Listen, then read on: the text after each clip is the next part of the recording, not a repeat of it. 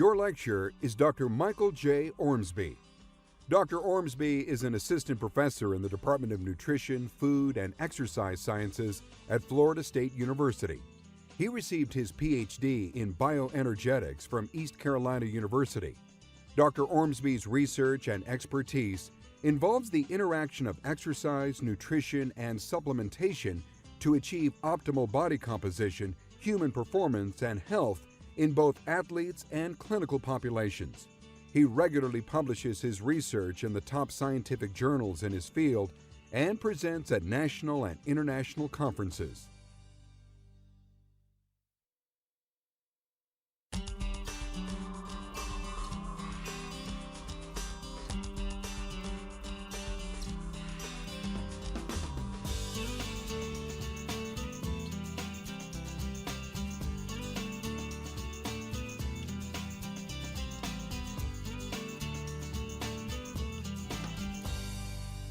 This course is about the science of nutrition and exercise that can lead to changes in body composition.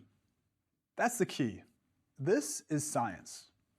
And it's my aim to provide you with the tools to make the decisions that you want to make when you want to make them to produce lasting results, not necessarily fast results. Maybe you just never think about body composition because your weight has been stable for years. And you've just never considered what adding a little bit of muscle or losing a little bit of fat may do to make you feel different and perform better in your daily life. I will provide you with all of the information you would ever want and more so that you can make big or small changes when you're ready to achieve more and live life fit. And I'll share all of this excellent information with the scientific research to back up all of the concepts that I will tell you about.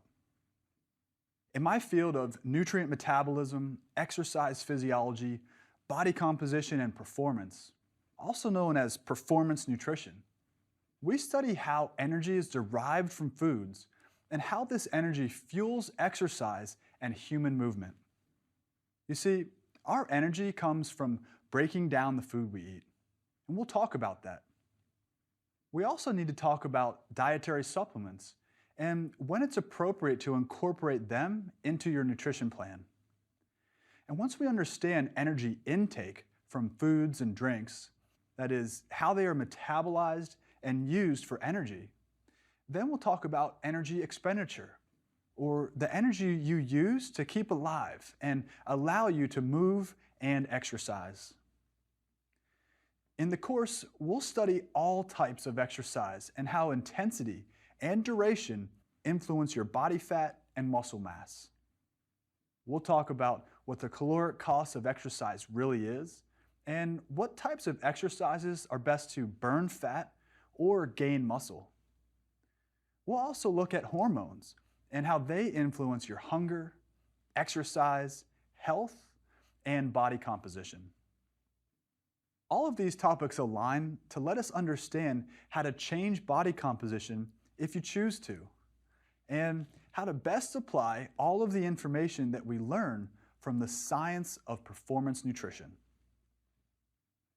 You know, one interesting thing about exercise and nutrition is that a lot of people believe they are experts on these topics, even if they have little to no formal education or experience. And a quick comparison to other jobs makes this almost funny. Let's say that you're cooking a meal for your family one night. Something distracts you and the dish catches on fire. Luckily, you react quickly and put the fire out. So, are you now a trained firefighter?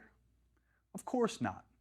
But in the fitness and nutrition fields, I often find that if someone reads a book or watches an infomercial, all of a sudden they feel like an expert. This is taken advantage of way too often. And what's left is an overload of misinformation, half-truths, and lots of myths. We'll discuss these myths in many of the lectures. Recently, a new client of mine told me that he had great nutrition and exercised daily, but that he couldn't lose any weight and he had no energy. After months and months of trying all the popular diets, he'd had zero success.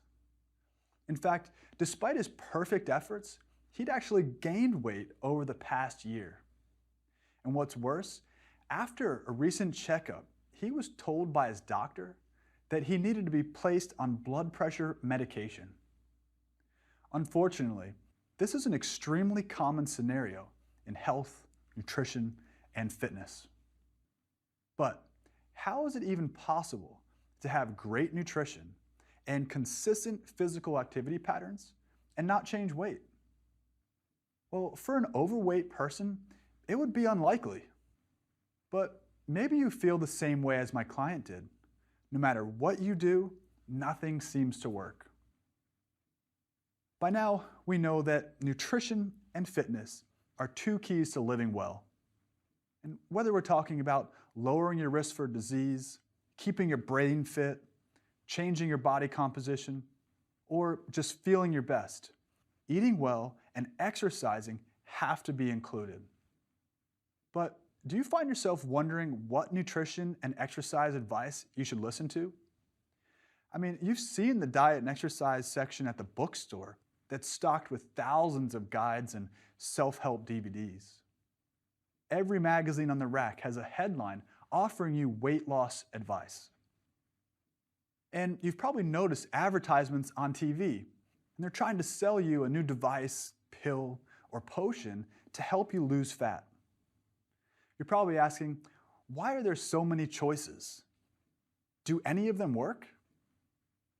Well, now imagine that you could easily sift through the mountains of media headlines and infomercials to find the real solution to your weight loss goals. Well, that's my goal for this course. We'll sift through all of the science and bring clear messages about how to change your body composition and what you can really expect. At a corporate seminar I gave recently, a woman stood up and said, "I heard that our metabolism slows as we age. So does it really matter what we do if we're all destined to gain fat and lose muscle?" She believed that her weight gain over the past 15 years was unstoppable, simply due to the consequences of aging. But is it really inevitable? Well, the short answer is no. And in this course, you'll learn why and what you can do about it. The focus of my research over the past 14 years has been to study how nutrition, supplementation, and exercise influence optimal body composition, performance, and health. We'll talk about the evidence for what works and what doesn't from my research and from research that has been published in this field. I need to say here that many of the research studies that we'll discuss have been completed using male subjects. This happens often because the female menstrual cycle induces hormone changes that researchers must control for. So by default, men are typically used as subjects in studies. This is changing though, and when it's possible, I'll discuss sex-specific differences that occur with nutrition and exercise training. But sometimes we just have to use the information we get from men or from women to make the best lifestyle choices we can for ourselves. Many times, data from animals like mice or rats is used initially to later set up human research trials.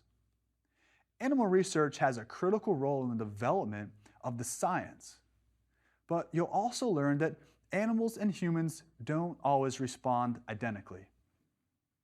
The absolute generalizability of some data can only be to a very specific group of people or animals. But again, we have to use the information provided in an attempt to make the most optimal choices we can to provide performance benefits for health and body composition.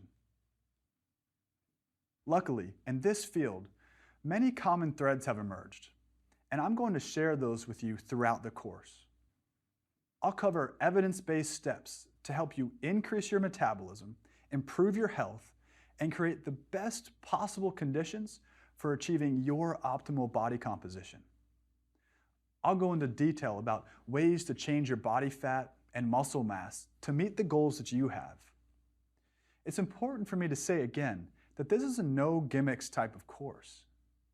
What you'll get are just the facts based on cutting-edge research from my lab and from many other colleagues around the globe. Let's begin by going into what body composition is and why it should be used as your indicator of health instead of body weight. We all get crazy about body weight when the thing we should be talking about is how much muscle and how much fat we have instead.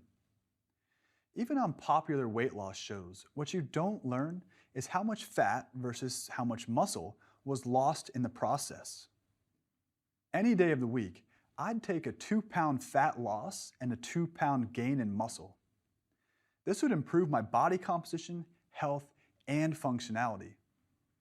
But it wouldn't change my body weight. We'll also talk about BMI, or body mass index, which is simply your weight in kilograms divided by your height in meters squared, and how it is useful for some situations, but not others. For example, if you are 5'2" and weigh 180 pounds, you're classified as obese according to the body mass index. But this identical BMI can also describe a professional athlete who's 6'2" and 255 pounds. See, the way you hold your weight, that means how much fat and how much muscle you have, contributes a lot to how you look, how you feel, and how you perform. And by perform, I mean this in the context of the real world, not simply performance on an athletic field. To me, improving your performance can happen in your job, with your family, or with the general energy and enthusiasm for life that is true to performance. The nutrition that feeds your body and fuels the physical activity that can change your body composition is also a major component of the science of body composition. We'll discuss everything from how your food is digested, to where it goes in your body, to your cellular function. Because, believe it or not, this matters in a big way.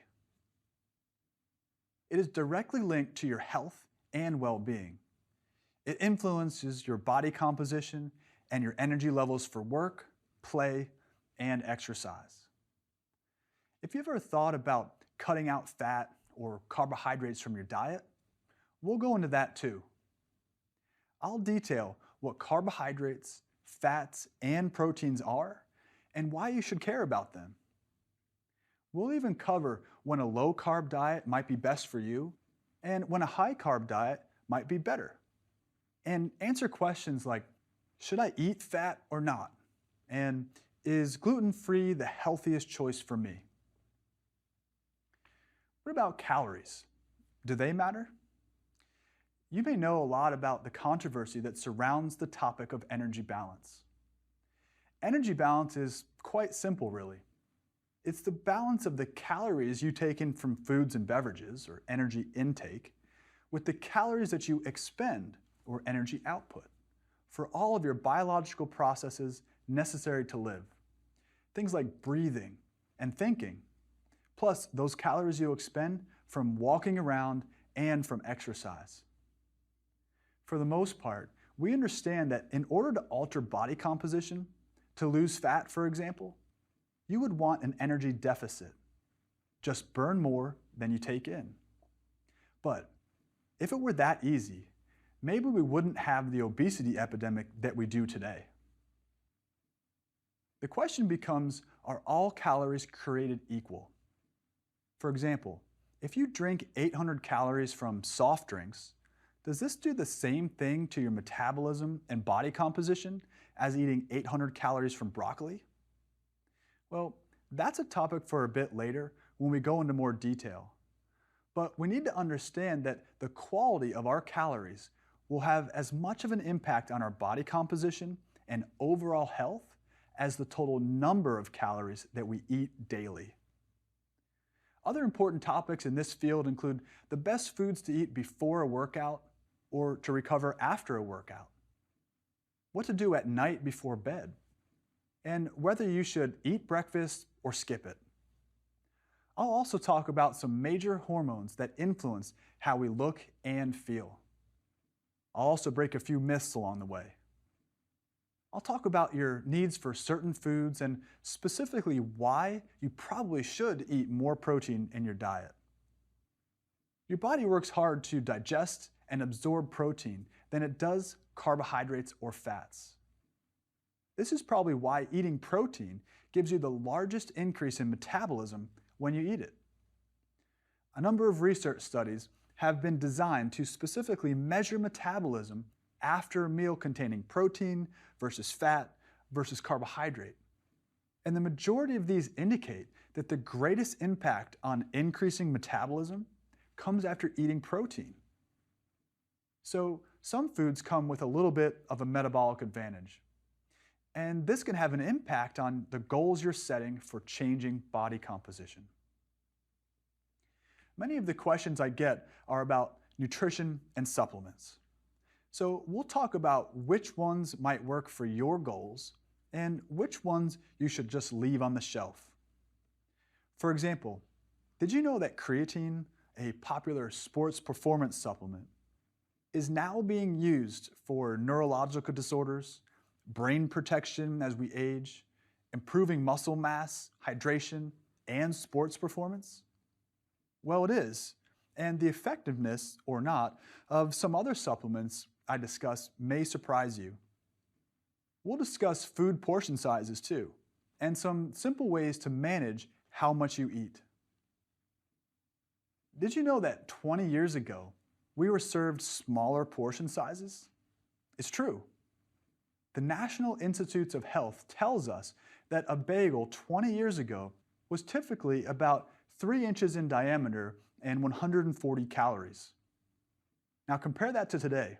A bagel is typically 6 inches in diameter and now contains nearly 350 calories, more than twice as many calories than just 20 years ago. Or what about a fast food cheeseburger? 20 years ago, it had about 330 calories, nearly half when compared to the almost 600 calories today. And sometimes more than 600 calories in a cheeseburger. And French fries 20 years ago were typically a 2.4 ounce serving containing 210 calories. But today, your standard serving of fries weighs in at 6.9 ounces and will set you back around 610 calories. Now, you don't have to begin counting calories because that takes a lot of time and let's face it, it's no fun. Getting bogged down with the numbers complicates it all and can get you fixated on the wrong sorts of details. So, what's the solution? Try using your hands as a way to gauge how much you should eat. For example, most women can go with 1 palm-sized portion of lean protein to meet their needs at a particular meal. Men typically have bigger and thicker hands, and they can go with 2 palm-sized portions of lean protein. You simply adjust this based on your goals and the food you're eating. Carbohydrates, for example, could be a fist-sized portion of vegetables or rice. Much easier, isn't it? I'll go over all of the recommendations for these major nutrients and micronutrients too. Things like vitamins and minerals that you should pay attention to. It is important to be aware of the fact that food is big business. So there are all sorts of economic pressures involved with labeling and marketing. For example, you should remember that the most common recommendations we have for food to eat and how much to eat are influenced by companies that have a big stake in selling food products. So it is important to have the most education you can about the science behind what foods you choose to eat. Here's a secret. Learning to pay attention to what you eat and how you feel will help you to achieve your optimal body composition and lead to improved health and performance. When you eat, just eat. If you're distracted while you eat, rushed or stressed, or not paying attention, you are more likely to eat more than your body really wants or needs. Most times, it is the simple practice of just getting enough becomes overcomplicated by massive amounts of media propaganda, misinformation, or family habits. Over and over, I'll discuss how exercise fits into the equation too. How much do you need to do, and how often do you need to do it?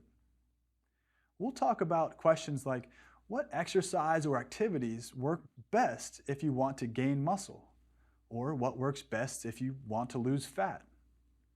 We'll talk about lifting weights, implementing high-intensity interval training, and finding activities that you love to do.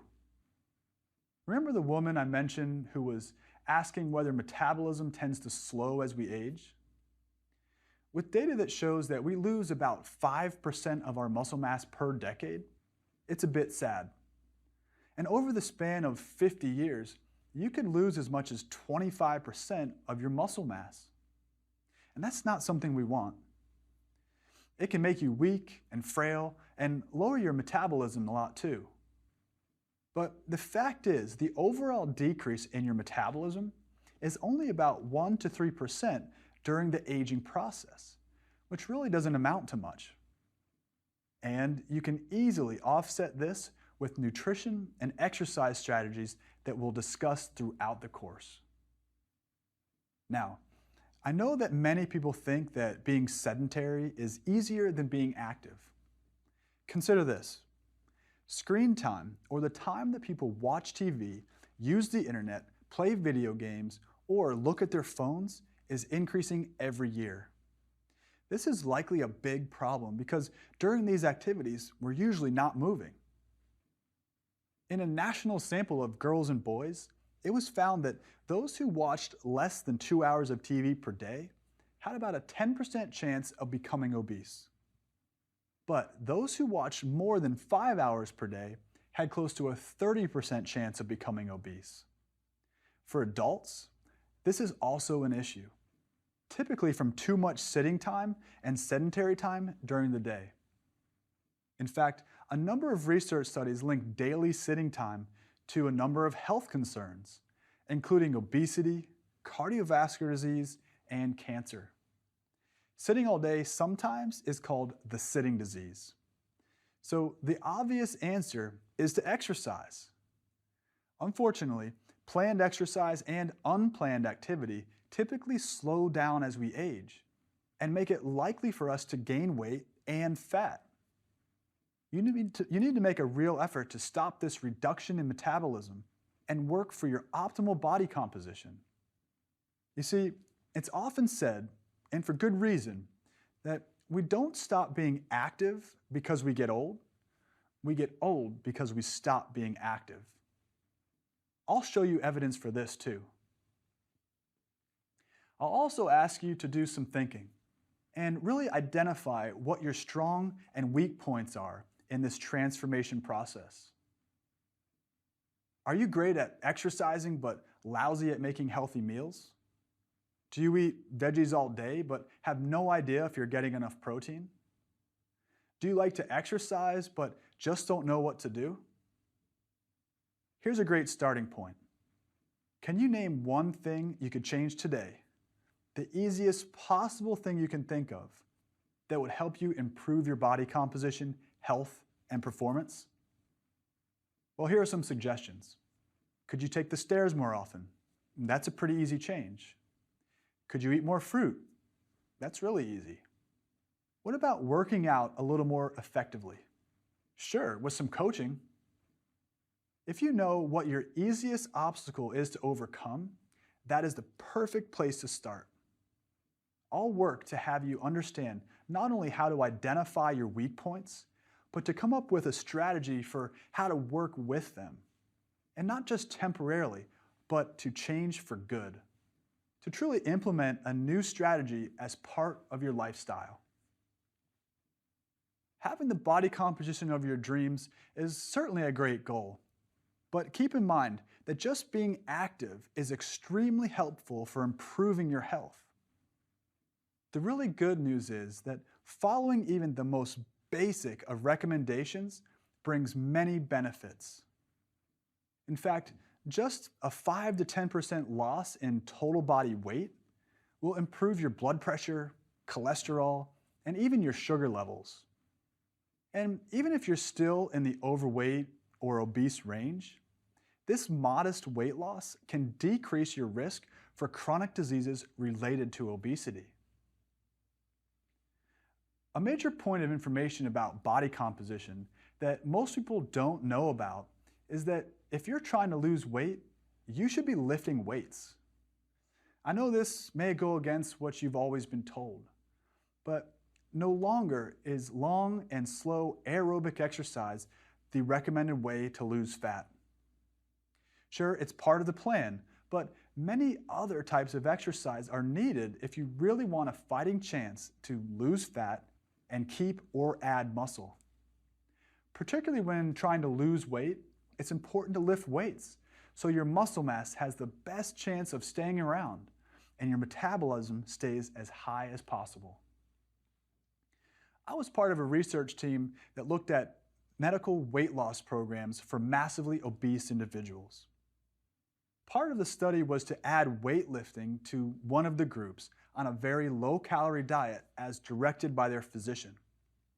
We compared the weightlifting group to another group that was also on a low-calorie diet but did not lift weights. And we found that the resistance exercise, that is weightlifting, was critical for helping to maintain their muscle mass while they were losing large amounts of weight. In fact, the group that did not lift weights lost far more muscle mass than the group that did. It's been estimated that energy expenditure required for about 2 pounds of muscle is 13 calories per day, but only 4.5 calories per day for fat tissue of the same weight. So a higher amount of muscle will help to keep you lean and fit. But keep in mind that only 13 calories per day is quite low, even when you multiply this by our total amount of muscle mass. So, quick changes in body composition should not be expected. Instead, look for changes to come over a period of time, after you've dialed in a nourishing eating plan based on quality foods and consistent and effective exercise strategies. Overall, the health benefits of exercise and eating right are clear. If a pill existed with even half of the same benefits, there's no doubt that it would be a bestseller. Even if you are overweight or obese, simply being physically active can ward off metabolic disease and keep you healthy. Health is not always about weight. Sure, they are related, but the key for your health is that you exercise and work on ways to improve how you eat. But simply exercising more and eating less is not the key for improving body composition. We've been preaching this for a long time, but it doesn't work all that well. The science of healthy body composition is not weight loss science. It's the science of a healthy balance of fat and muscle and how we can achieve that. Choosing both quality exercise and quality food is the way to make lasting improvements. And weight loss may be a consequence of changing eating and exercise habits, but it is not the goal. It is also important to keep in mind that things like your genetics, your environment, and even chemical pollutants are factors that contribute to you gaining fat. But even though our ability to alter a body composition depends on many things, the take-home message is that exercise and quality nutrition do a body good. In fact, exercise and nutrition must be combined for a healthy body composition. You can make it pretty far with one or the other, but healthy does not just mean not overweight. For example, I know many skinny but unhealthy people. I want you to have the science-based knowledge so that you can make informed decisions about your health and body composition, whatever your age, sex, or physical condition. Sometimes the hardest part is not in understanding, but in applying what you learn. With that said, it's been my experience that the hardest part about having a client or research participant begin a transformation is not in deciding to change, because let's face it, making the decision is the easy part. The trick comes in actually doing the work to change.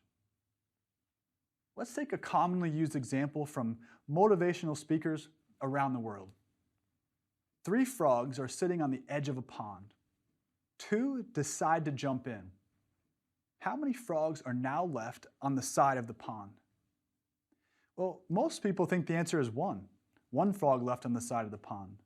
But the real answer is 3 frogs are left on the side. Why? Because deciding to do something doesn't mean that you actually do it.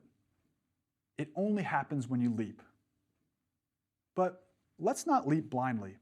Let's have a plan, because this journey is not about a quick fix. It's about a lifestyle change that works for you. It's not about how quickly you can lose weight or how small you can become. It's about how to become stronger and healthier while lowering your body fat and increasing your muscle mass. It's about changing your body composition through diet and exercise in a safe way that supports you holistically and helps you achieve more day to day. Try this. Write down the biggest hurdle you see as standing in the way of achieving your optimal body composition and health.